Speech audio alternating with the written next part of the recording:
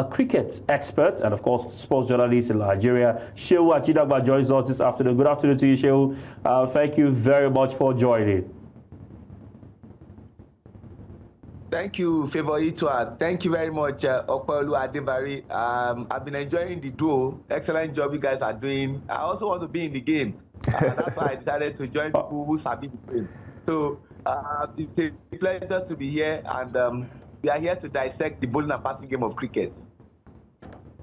All right, Seun, thank you very much. Good to also have you. Let's go straight to business. 2 straight losses in the warm-up, including this 47-run defeat to Zimbabwe. Should fans, cricket lovers, be worried, or do you see these games as more of not the real test? I mean, maybe they're keeping the best for the tournament. Should we be worried before the qualifiers? Yes, Favour, you can argue for or against when it comes to test matches. Because when you do well in test matches, it has a way of boosting your confidence going into the real competition. And sometimes people will tell you that doing well in test matches is not a guarantee that you do well in competition. We all see what happens in football, where a team has a fantastic preseason, and then they get into the real season, they become something else. And you see a situation where a team does badly in preseason and gets into the real competition and they begin to do well. And we have also seen cases where a team does well in preseason and also does well during the season. Now, in the case of Nigeria, playing 2 friendly matches at the ICC Africa Qualifier warm-up matches in Zimbabwe, venue of the competition, I don't have a problem when team loses. I just have a problem when lessons are not learned from the loss, because it's a way of saying, oh, where did we do badly? We need to improve and then get it right going into the main competition. Yes, the game against Tanzania, I wasn't so impressed with how Nigeria performed at the Takashinga cricket ground in Harare. We know that we lost by 1 wicket, and 1 wicket in cricket is like losing by 1 point in a game of basketball or losing by a solitary goal in a game of football. But our batting let us down. You can imagine where we contrived to score 83 runs all out, 17.4 overs, which wasn't good enough for us. And our top batter was a certain Isaac Danladi, who scored 31 runs. And of course, Seun Ajidagba, who is returning to the squad, scoring 12 runs. Others did not really contribute very well with the bat. But we bowled very well. But unfortunately, by virtue of the runs we scored in the first innings, it wasn't good enough for us.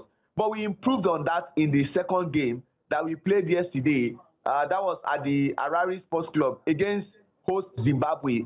Yes, the Zimbabweans batted first. They scored 177 runs, which was a very huge total for lots of 5 wickets in 20 overs. And you have to give credit to players like Sikandar Raza, the captain of the side, not also forgetting players like Takashinga Musekiwa, who also contributed with 32 runs, and the others like Brendan Taylor, Brian Bennett. You know, these are experienced guys. In Africa, when you take out South Africa, who have already qualified for the next World Cup by virtue of their status as a test-playing country, you want to say that the next country you pick is Zimbabwe. But I like the fact that some players also came to the party, the likes of Vincent Adewoye, with the likes of Captain Sylvester Ukpe. But I just feel that there's nothing to fret about. Lessons must have been learned from those 2 losses, and I hope the players can apply themselves when they play their first game tomorrow at the Takashinga cricket ground in Harare against Malawi. All right. I mean, Seun, you've given us some sort of, optimism going into these qualifiers. You've told us that Nigeria did improve in their second test game going into these particular qualifiers. But some would argue and say that we saw what our ladies did.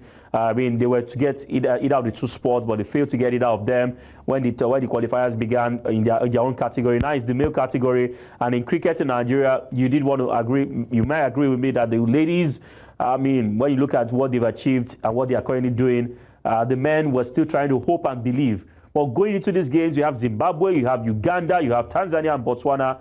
What are really our chances? Is it something we should? Yes, I know the coach would probably have dotted his I's and crossed his T's, what should we be looking forward to, in the qualifiers? Should we raise our hopes, or should we just, keep it in a barest minimum going into the qualifiers? Now, Favor, let me quickly make a slight correction.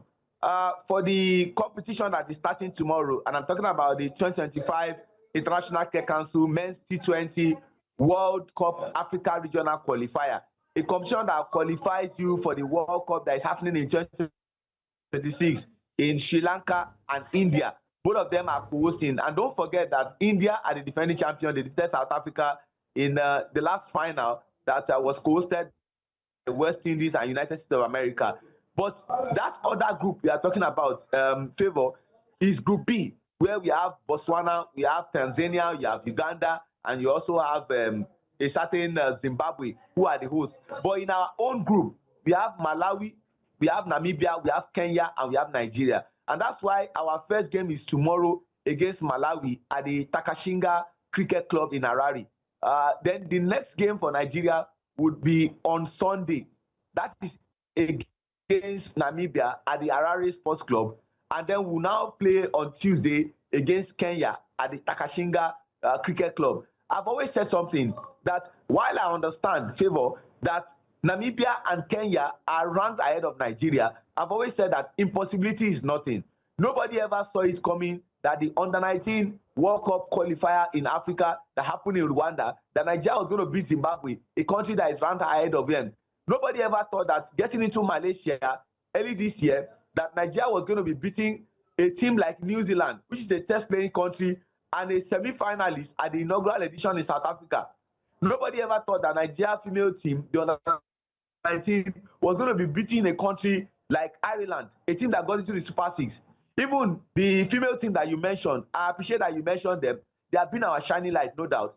They are the team that won the bronze medal at the 13th African Games in Achimota, Ghana, when we had the last African Games, beating Uganda against all the odds. And they also went to the World Cup, Under-19 World Cup, and finished among the top 6 countries. So what I'm saying in essence is that I always want to do one game at a time.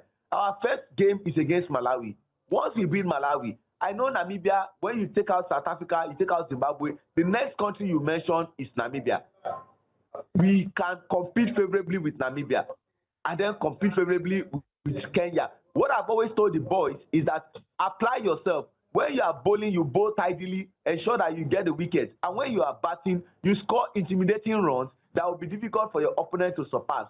And Favor, based on the talent we have in that team, I think that we have quality talent that can match the Namibians, that can match the Kenyans, and even the Malawians. When you have a captain like Sylvester Okwe, who is very unpredictable, on his day, he can single-handedly wreck a team. When you have people like Peter Aho, for those who don't know, is a Guinness World Record holder when it comes to bowling. Against Sierra Leone at the Unilag Cricket Over, he had 6 wickets for 5 runs in 3.4 overs and 1 maiden. That's a Guinness World Record. When you have people like Jim Abdurrahman, when you have people like Prosper Hussein, Solomon Chilemanya, Isaac Ope, David Ankra, Sulaiman Rushewe, Isaac Danladi, Chemele Udekwe, Salim Salau, these are guys who can hit the ball very well, strike the ball. And when it comes to bowling, we've got decent bowlers, the likes of Sylvester Okwe, the captain on the side, the likes of Isaac Okwe, not also forgetting David Ankra, Chemele Udekwe, Sheson Adedeji is also back in the squad, Prosper Hussein, Jim Abdurrahman, Isaac Danladi. We have a squad that if they apply themselves, we can get something out of this. All right, Seun Ajidagba. I mean, I love your passion. I know Okwe also agree with me when you talk about cricket. You make it so simple, and I mean, if I had my last card now, I want to go and drop it on Nigeria to get away. But I must say a big thank you to you. You've been able to push the sport to where it is in terms of your analysis, and we hope that Nigeria can come out strong against these teams, the Malawi, the Namibia, and then go all the way. I mean, it will be a nice one to see. But we're hoping to have you again on the show, especially when it kickstarts and with Nigeria's first game, ahead of tomorrow. We'll be looking forward to more from you. Thank you very much, Seun Ajidagba, for your time on the show today.